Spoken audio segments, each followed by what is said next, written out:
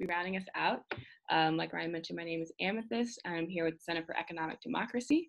We've been doing a lot of work to talk concisely and accurately about what it is that we do. But I think the best definition that we have right now is that we are a U.S. social movement building organization working to grow capacity in our communities to transform American capitalism into something that's more just and sustainable and democratic. And so that looks like a lot of different things. We support the Boston Ujima project, which is doing a local and democratically governed investment in building power in Boston. To maybe the most relevant thing, which will come up again later in this call, is with the Solidarity Economy Initiative, SEI, which is supporting the capacity of local grassroots groups here to take on solidarity economy principles in their work. So just to start with some framing, the nonprofit industrial complex is an unwinnable game for our grassroots and movement groups, which I'm sure many of us are very familiar with. Between navigating frustrating and inefficient systems to maintain quote unquote legitimacy, to competing against each other for the same way too small pots of money to support our work. It's a game that's detrimental to our orgs, our work, and again, our movement. And so the Mutual Movement Co-op, which is a name that we haven't fully decided on, but that's what we're calling it for now, is a collaborative response to the nonprofit industrial complex and an effort to directly meet the needs of local grassroots groups in our area through shared services and infrastructure. And that's starting out with our cohort of POC-led grassroots groups that makes up our Solidarity Economy Initiative here at CED, and potentially, hopefully, rippling out to support movement groups across our city, state, and region. So the need for this work has been surfaced over the last few years by our SCI cohort, and over the last few months has picked up tremendous steam and traction. The MMC, which is my abbreviation for Mutual Movement Co-op, is still in the exploratory and feasibility stage, but funding from the TRCC would help us to be able to do the deeper design, testing, and piloting work that would really help us get the MMC to its most useful formation. And there was a reviewer question about budget. We were initially, I know our pool has shrunk, but we're initially requesting $30,000. That would be to cover staff time to move this work forward, which has been a barrier to it reaching its full potential. Consultant time specifically around the technical aspects of the MMC, which I'll get into with a little more detail later. And then the cost of convening multiple groups over the next year so that we can collectively develop our model.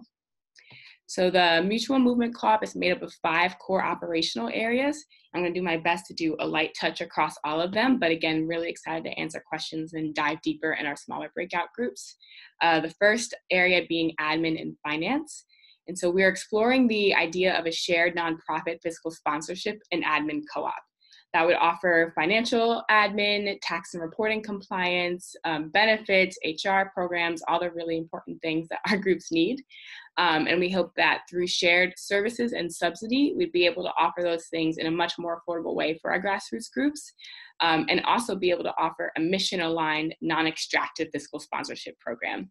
I don't know what the landscape is like in your organizations or in your ecosystems, but we find that often you either have a really well-structured fiscal sponsorship program that meets all your back-end needs, but there's a program misalignment, or you have a complete other side where there's someone who's really, really aligned and then doesn't follow through on a lot of things.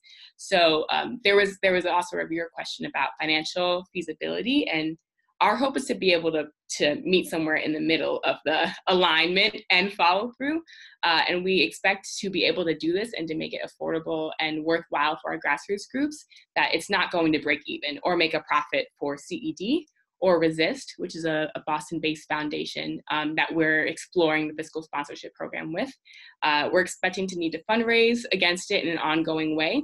And part of what we hope to explore in this feasibility testing dreaming phase is what's the best business model that will allow us to do this, that will allow our grassroots groups to get the help that they need, to allow us to be responsive to their successes or setbacks, and also allow us to plan for fundraising accurately. How much will we need to cover the gap to be able to carry this program forward? The second area is around fundraising. And our goal is to help folks better pool their resources to help fund the revolution, which is no small thing. And we're thinking about being able to do that through collaborating on direct donor strategies, exploring the possibility of shared development staff, and also piloting a donor platform called GivingSide that helps us on our funder organizing efforts, because we know that's also an issue. We need to increase the pool of funds that our folks have access to. And it also has aspects to it that will allow our network to more strategically align, to say, hey, you've donated to this group, check out this other group in our network. And again, those are just a few examples, but fundraising is obviously a very important, important thing for our groups. The third area is data. And so we're really interested in testing out a shared CRM infrastructure that would allow for improved member tracking and engagement within individual organizations, but most powerfully, that would connect across groups in our ecosystem. For example, being able to track leadership and growth across our org. So if there's a open paid organizer position, we can say, hey, like which of our member groups have had leaders who've gone through this training, and be able to really easily access that information. Did you hear my time check, Amethyst? No, I didn't. Are we at 5? Okay, my bad. No, yeah, but it's okay. Keep going. And we're getting near the end. Like we have a minute and a half left, let's say. Okay, cool. I'm almost, that's great. My apologies. No worries. So our fourth area is curriculum and the creation of a just transition or solidarity economy curriculum commons. And so we're in conversation both nationally and locally. And again, I'm condensing this part, but our hope is to play a convener role and to figure out how we can collectivize curriculum and pop-ed resources at the national level, but also how do we bring that in and make it available for our local groups. And finally, we're looking at space. We're hoping to complete a feasibility study for a local movement center and shared real estate for other movement groups and cooperative enterprises.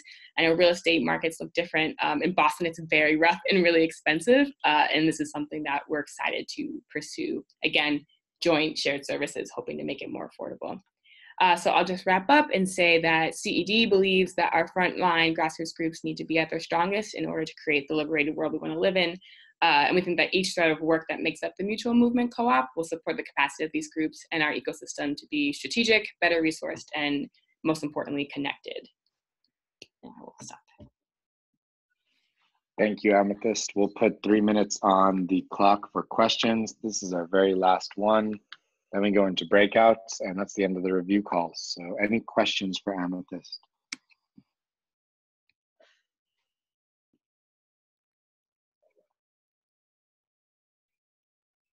Don. I guess I'm wondering what is the relationship between CED and Resist? What roles are you playing? Sure. Yeah. So we have a network of peer orgs. We're in close relationship with them. Like I mentioned, they're a Boston-based like Justice Aligned Foundation. They mostly fund small grassroots projects, and so we have been in conversation with them because we've had this large demand for fiscal sponsorship. And like we're seeing that as a growing need. There's a lot of groups that want our support. And so we're really interested in, since we're both getting these requests, of working together to build out what a potential model could look like that would work for both of us. They've also been involved in our conversations around space because they're Boston-based and have also bounced around to office.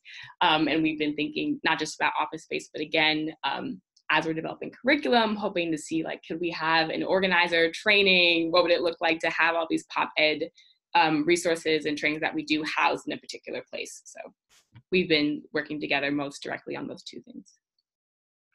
Thanks. I have a question, really quickly, sorry. With what requirements are you looking at for your fiscally sponsored organizations? Like, who are you considering opening that field up to? Sure. So we have been actually, over the last few months, doing a more, at CED, we sort of have a heart level check-in about what's our capacity. We're building out a rubric to develop it ourselves. But we talk about what's our capacity, what's our alignment and need. So I guess I don't have our particular step-by-step, but we at this level have been doing a gut check. We are a current fiscal sponsor of the Boston Ujima Project. We know that they're aligned, they're building power in low-income communities of color. I guess that's our primary, most clear requirement or focus that we would feel aligned with. And as we build out this program, we'd obviously define that a little bit more, but we're going for grassroots, frontline communities building power. And is there a relationship between the New England Grassroots Fund and you all? Because they seem very, very aligned. Do we have a New England Grassroots Fund? Hi, Sorry, I'm still here, but I was just out of the screen.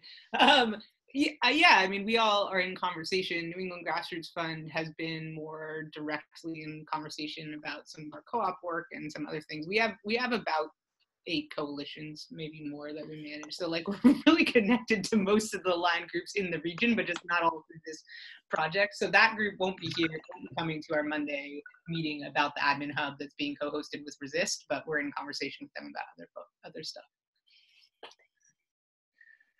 Thank you all. Are we good? Cool. So there'll be